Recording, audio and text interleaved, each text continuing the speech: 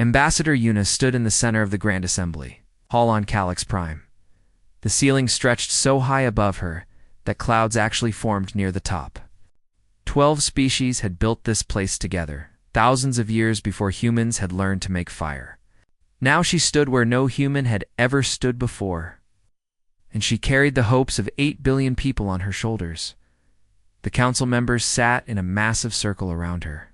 Their seats floated at different heights based on how old and powerful their species was. The oldest one sat highest, looking down at everyone else. High Arbiter Velos of the Caldori sat at the very top. His skin was pale blue, and his 4 eyes watched Yuna like she was an insect that had wandered into his home. Yuna had practiced her speech for months. She spoke clearly and simply about what humanity had done in the 50 years since first contact. She told them about the medical teams Earth had sent to 17 different worlds. She described how human doctors had cured the Tessari plague when their own scientists had failed. She mentioned the peacekeeping forces that had stopped 3 wars without firing a single shot. She talked about the food, the technology, the knowledge that humans had shared freely with anyone who asked. She did not beg. She did not plead. She simply told the truth and asked for what humanity deserved: full membership in the Galactic Council. When she finished, silence filled the hall. Then High Arbiter Velos leaned forward in his floating seat and smiled. It was not a kind smile. The council thanks the human representative for her enthusiastic presentation, Velos said. His voice echoed through the hall.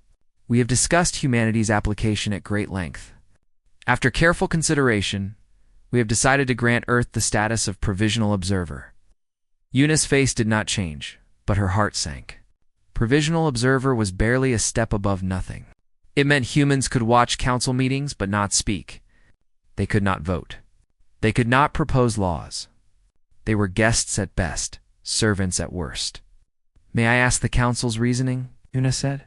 Her voice remained calm and respectful. Delegate Orin of the Tessari Collective spoke next. His people were the ones human doctors had saved from plague. Humanity is simply too young, he said, waving one of his 6 arms dismissively. Your species has been traveling between stars for less than 2 centuries. Some of us have been doing so for millions of years. You need time to mature. Your technology is derivative, added another delegate. You copy and adapt what others have created. You have contributed nothing truly original to galactic science. And your lifespans? Velos said, shaking his head with what looked like pity. So tragically short, how can we trust important decisions to beings who live for less than a single century? By the time you gain wisdom, you die. More voices joined in. They called humans emotional, unpredictable, and primitive. One delegate suggested that humans would be better suited as laborers and servants for the elder races. A few others laughed at this joke. Through all of it, Yuna stood perfectly still. She did not argue. She did not raise her voice. She let them finish, and then she spoke one simple question. Is this the council's final decision? Velos looked surprised, perhaps expecting more of a fight. It is, he said. Yuna bowed her head respectfully. Then I thank the council for its time and consideration. Earth will remember this day. She turned and walked toward the exit. Her footsteps echoed in the sudden silence. No one had expected her to simply leave. Delegates whispered to each other, confused by this strange reaction. High above the assembly floor, in the observation gallery, Admiral Taiho watched Yuna go. He was an old man with gray hair and steady hands that had commanded fleets through impossible battles. Beside him stood Captain Minho, young and fierce, his fists clenched in anger. They spat in our faces, Minho whispered. After everything we did for them, we saved millions of Tessari lives, and their delegate called us servants. Taiho said nothing for a long moment. Then he pulled out his communicator and opened a channel to Earth. This is Admiral Taiho, he said quietly. Begin the withdrawal. All sectors. Effective immediately. Minho stared at him. Sir, we're leaving. Just like that? Just like that, Taiho said. We came here as equals, asking to be treated as equals. They showed us exactly how much they value us. Now we will show them exactly how much they needed us. Far below, Elder Scylla of the Lyrian watched the human ambassador disappear through the great doors. Scylla was ancient beyond measure, old enough to remember when the council had only 3 members. She had seen species rise and fall like waves on a shore. Something cold settled in her chest. It was a feeling she had not experienced in centuries: unease. The other council members were laughing now, making jokes about the emotional humans and their hurt feelings. But Scylla had watched Yuna's face very carefully. She had seen something the others had missed entirely. The human woman had not been angry. She had not been sad or desperate. There had been no wounded pride in her eyes, no silent promise of revenge. She had simply been done. Scylla had seen that look before, long ago. A young species her people had dismissed as primitive had worn that same expression right before they retreated into their own territory. They were never seen again. And in the centuries that followed, the Lyrian had slowly realized just how much they had lost. "You are all fools," Scylla whispered, but no one heard her. The laughter was too loud. That night, human ships began leaving ports all across council space. They moved quietly, without anger or haste. They simply packed their things and went home. Most council members did not even notice. Those who did assumed the humans would be back within a month, apologizing and begging for another chance. They were wrong. The humans were not coming back. They were not going to argue or fight or plead. They were simply going to walk away and let the galaxy discover slowly and painfully exactly what it had lost. And by the time the council understood its mistake, it would be far, far too late. 6 months passed, and humanity disappeared from the galaxy like water draining from a sink. They did not make speeches. They did not send angry messages. They simply left, one ship at a time, one station at a time, one world at a time. Dr. Hannah was among the last to leave the Tesserae plague colonies. She had spent 3 years there fighting a disease that had killed millions before human doctors arrived. Her team had developed a cure, trained local nurses, and built hospitals with their own hands. She had delivered babies and held the hands of the dying. She had loved these people. Now she was packing her bags while Tesserae officials watched with confused expressions. "You cannot simply leave," one of them said. "The treatment protocols are complex. Our doctors do not fully understand them." Hannah looked at him calmly. "We offered to teach your medical schools. Your government said human medicine was too primitive to be included in the official curriculum. That was a bureaucratic decision. Surely you understand." "I understand perfectly." Hannah closed her bag. "I have left complete instructions with your staff. Everything they need to continue the treatments is written down. I suggest you follow those instructions very carefully." She walked to her transport without looking back. Behind her, the Tesserae officials exchanged worried glances. They had never bothered to learn the full treatment protocols. Why would they? The humans had always been there to do the work. 3 weeks after the human medical teams left, the plague began spreading again, on the border between the Mock Dominion and the Velthiri Federation. Captain Minho oversaw the evacuation of the last peacekeeping station.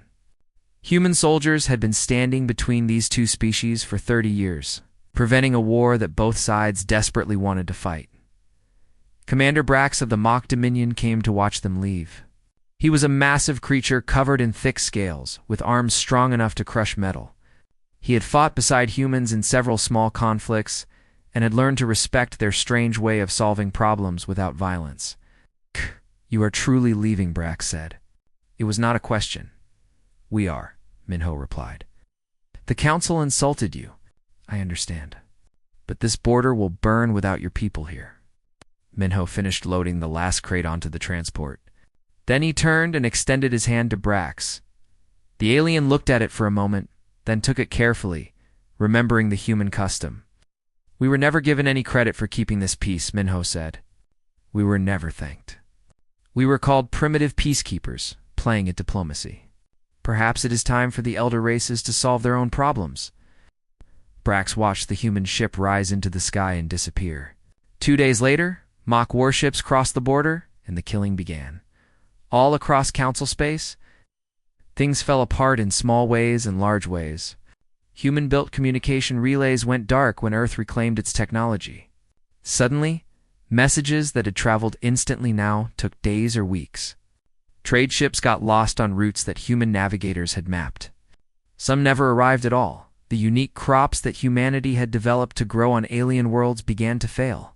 Human agricultural specialists had maintained them, adjusting the growing conditions season by season. Without that care, the plants died, and food shortages followed. General Doan stood on the bridge of Earth's largest space station, watching data scroll across his screens. Reports came in from every corner of the galaxy. Chaos, confusion, collapse.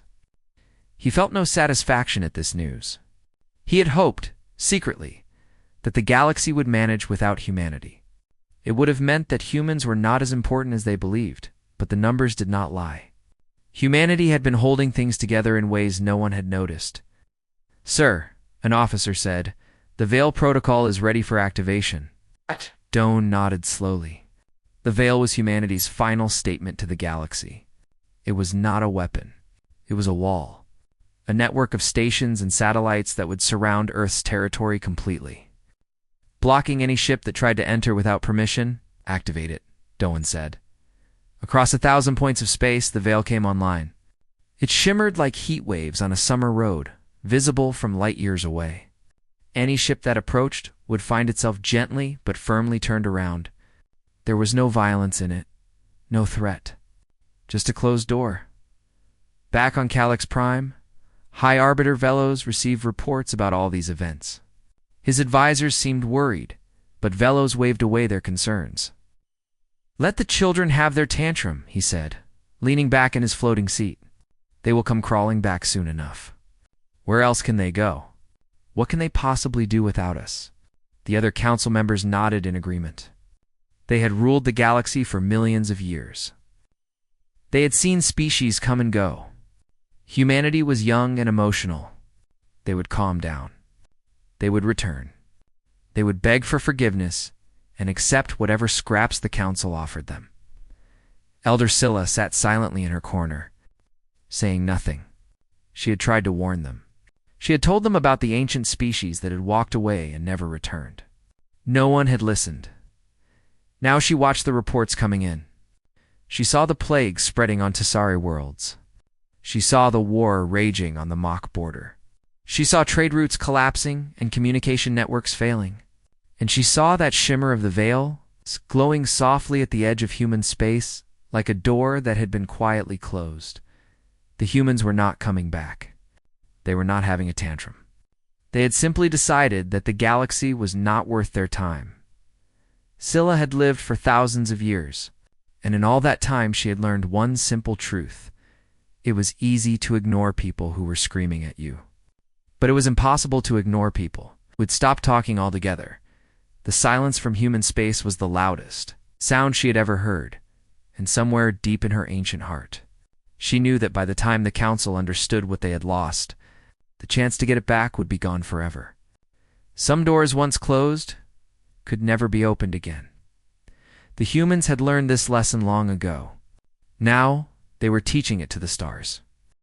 18 months after humanity walked away, the galaxy was dying. The war between the Mach Dominion and the Velthari Federation had spread to 7 star systems. Cities burned on a dozen worlds. Millions of soldiers had died, and millions more would follow. Peace talks failed again and again because no one trusted anyone else enough to sit in the same room. Commander. Brax stood in the ruins of what had once been a beautiful city. His scales were scarred now, and he walked with a limp from a wound that would never fully heal. He had lost friends, family, and most of his faith in the cause he was fighting for. Late one night, alone in his command tent, he wrote a message to Admiral Taiho. He wrote about the war, about the death, about how tired everyone was. He asked, almost begged for human mediators to return. He promised that the Mach Dominion would treat them with respect this time. He promised anything they wanted. The response came 3 days later. It was polite and short. "Commander Brax, we received your message.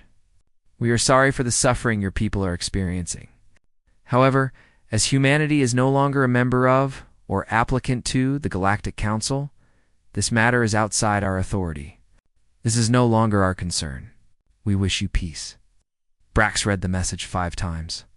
Then he sat in silence for a long while, thinking about all the times he had stood beside human soldiers and taken their presence for granted.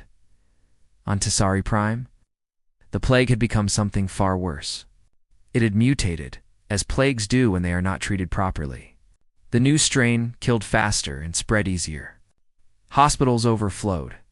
Mass graves appeared outside every city. Delegate Orin, who had once suggested that humans would make good servants, now spent his days visiting the dying. He had lost his wife to the plague. He had lost 2 of his children. At night, he dreamed about Dr. Hannah and her medical team, about how he had watched them leave and done nothing to stop them. Council scientists worked desperately to find a cure. After months of failure, they made a terrible discovery. The new strain was a mutation of a virus that humans had cured decades ago. The human cure would have worked perfectly if anyone had bothered to learn how to make it. But human medicine had been classified as primitive, unworthy of study. The knowledge had been locked away in archives that no one ever opened. By the time they found it and figured out how to use it, 40 million Tessari had died. Orin stood before the council and wept openly. "We called them primitive," he said, his voice breaking. "We laughed at their short lives and simple technology. And now my people die by the millions because we were too proud to learn from them." No one laughed now. Piracy had exploded across the trade routes. Ships that had once traveled safely under human protection now flew through lawless space. Raiders attacked freighters and passenger vessels alike. Refugees fled from world to world, looking for safety that did not exist. The economy of the council began to collapse. Species that had grown rich through trade found themselves growing poor through isolation. Old alliances broke apart as everyone scrambled to protect what little they had left. High Arbiter Velos called for calm. He announced a grand summit to address all these crises. He sent his finest diplomats to the edge of human space, carrying an invitation to Earth. For weeks, there was no response. The diplomats waited at the border of the veil, unable to pass through. Unable to do anything but watch that strange shimmer in space. Finally, a message came from Ambassador Yuna. It was 1 sentence long. "We respectfully decline." Velos read the message and felt something he had not felt in centuries: fear. He had truly believed the humans would come back. He had built his entire strategy around that belief. Now, staring at those 3 words, he realized he had been wrong about everything. The summit happened without humanity. It was a disaster. Species blamed each other for the collapse. Old grudges resurfaced. Delegates screamed at each other while their worlds burned. Nothing was solved. Nothing could be solved. The one species that had always found a way to bring people together was gone. Elder Scylla requested permission to speak. The council, exhausted and desperate, allowed it. She stood slowly, her ancient body weak, but her eyes still sharp. She looked at each council member in turn, seeing fear in faces that had known only pride for millennia. "Long ago," she began, "my people encountered a young species. They were small and weak, with short lives and simple tools. We dismissed them as insignificant. We treated them as lesser beings, barely worth our attention."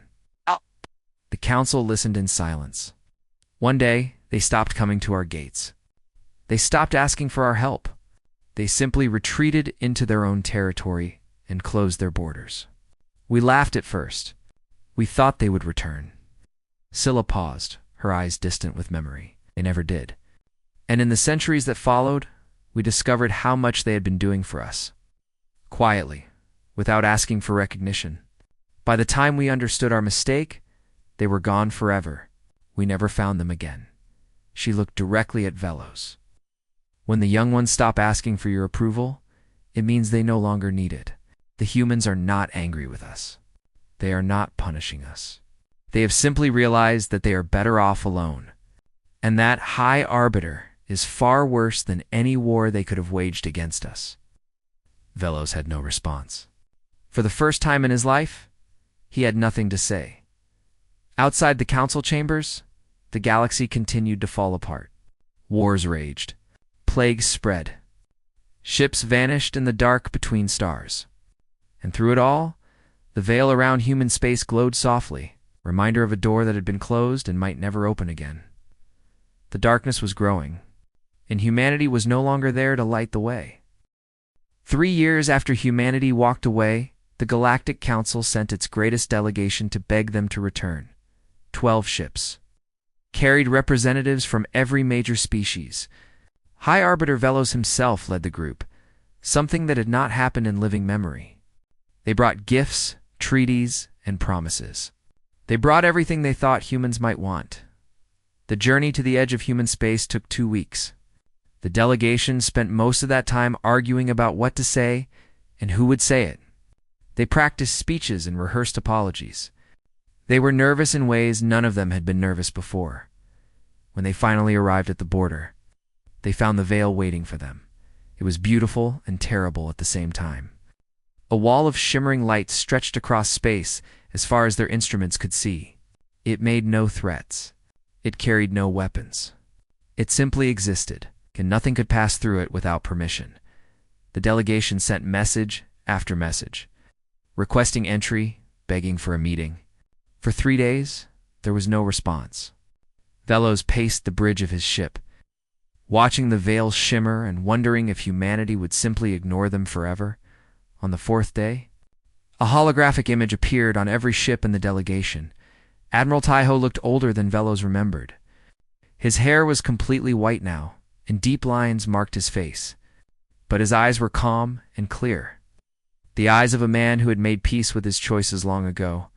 Behind Taiho, the delegation could see human ships. They gasped at what they saw.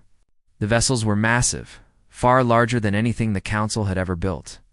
Their design was strange and beautiful, following principles of engineering that alien scientists could not understand. In 3 years of isolation, humanity had advanced by what should have been centuries. "High Arbiter Velos," Taiho said. "This is unexpected. The Galactic Council does not usually come to us." Velos swallowed his pride. It was the hardest thing he had ever done. "Admiral Taiho, we have come to admit that we were wrong. Humanity deserved full membership in the Council. You deserved respect and recognition. We failed to provide either." Taiho nodded slowly, but said nothing. "We are prepared to offer Earth everything it asked for," Velos continued. "Full membership. A permanent seat on the High Assembly. Reparations for the insults you suffered. Whatever you want, we will provide." There was a long silence. Then Ambassador Yuna appeared beside Taiho in the holographic image. She had changed too. Gray touched her temples, and there was a weight in her eyes that had not been there before. But she still carried herself with the same quiet dignity that had marked her last appearance before the Council. "High Arbiter," she said.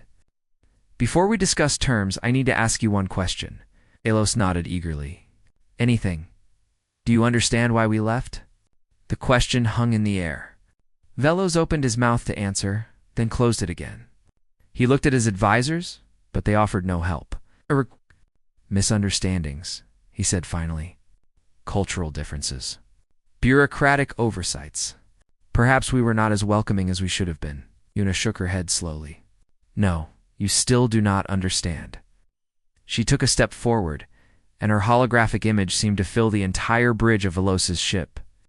"We did not leave because you denied us membership. We did not leave because of bureaucracy or cultural differences. We left because you looked at us and saw servants. You saw tools to be used. You saw children to be managed. You saw anything and everything except equals." Her voice remained calm, but every word carried weight. "For 50 years we asked for nothing but respect. We shared our medicine, our technology, our soldiers, our knowledge. We asked only to be treated as partners, not as pets. You could not give us even that." Velos felt his face flush with shame. Around him, the other delegates looked at the floor. "We're not asking you to admit us anymore," Yuna continued. "We do not want a seat on your council. We have built something better here, alone. We have grown in ways you cannot imagine." "Then what do you want?" Velos asked, his voice barely a whisper. We want you to understand that we did not leave because we hated you. We left because we finally loved ourselves enough to walk away from those who did not value us." Captain Minho stood behind Tai-Ho watching the exchange. Later, when the delegation had gone, he asked the admiral a question that had been bothering him. "Sir, did we make the right choice? Building the veil, refusing to go back?" Tai-Ho looked out at Earth through the observation window. The planet hung in space, blue and green and alive, surrounded by the greatest fleet humanity had ever built. "Do you know why I joined the Navy, Minho?" "No, sir, because I believed humanity had something special to offer the galaxy. I spent my whole life trying to prove that we deserved a place among the stars." He paused. "But I was wrong. We did not need to prove anything to anyone. We only needed to believe in ourselves. And now we help because we choose to, not because we are begging for approval. Now we build because we want to grow, not because we want to impress. Now we are finally free." The delegation returned to Council space with a new treaty. Humanity would provide humanitarian aid to those who needed it. Trade would resume on equal terms. Scientists could exchange knowledge freely, but humanity would not rejoin the Council. They would not sit in that great hall again. They would not ask for membership or recognition or respect. They did not need it anymore. As Velos read the treaty terms, he finally understood what he had lost. It was not human technology or medicine or soldiers. It was the chance to stand as equals with a species that had never wanted anything more than friendship. That chance was gone forever, and it was entirely his fault. 5 years after humanity walked away, the galaxy was a different place. The old council still existed, but its power was broken. Species that had once obeyed its every command now questioned its decisions openly. The great alliance that had ruled for millions of years had cracked like old stone, and everyone could see the fractures in its place. Something new was growing. The free trade zone floated in neutral space, far from any world or government. Humans had built it together with a dozen other species, working side by side as equals. It was not as grand as the Council's great halls, but it was honest. No one sat higher than anyone else. No one was called primitive or young or lesser. General Doan stood on the observation deck of the new Joint Research Station. Watching construction crews assemble the final sections, scientists from 12 different species worked together below, sharing knowledge without secrets or conditions. A Tesserae doctor was explaining human surgical techniques to a group of students. A mock engineer was learning human mathematics from a young teacher named Jisoo. "It is strange," Doan said to no one in particular. "We spent 50 years trying to join them. Now they are trying to join us." Dr. Hannah had returned to medicine, but not to the old plague colonies. She had built something new, a medical academy open to any species willing to learn. Students came from across the galaxy, hungry for the knowledge that had once been dismissed as primitive. She was old now, her hair completely white, but she still taught classes every day. Her students loved her. They did not see a representative of a young species when they looked at her. They saw a teacher who had saved millions of lives and asked for nothing in return. One evening, a young Tesserae student approached her after class. He was nervous, twisting his 6 hands together. "Dr. Hannah," he said, "I wanted to apologize for what my people did, for how we treated humans." Hannah looked at him for a long moment. Then she smiled gently. "You were not born when those decisions were made. You carry no blame for them, but I carry their consequences. My grandmother died in the plague. She might have lived if we had learned from you sooner." Hannah placed her hand on his shoulder. "Then honor her memory by becoming the kind of doctor who learns from everyone. That is all any of us can do." Elder Scylla had left the council.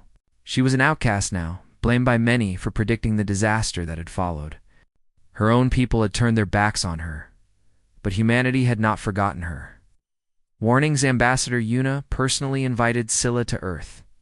The ancient alien walked through human cities, ate human food, and listened to human music. She visited schools where children learned about the galaxy. She sat in parks and watched families live their simple, beautiful, impossibly short lives. One day, sitting in a garden on Earth, Scylla spoke to Yuna about what she had seen.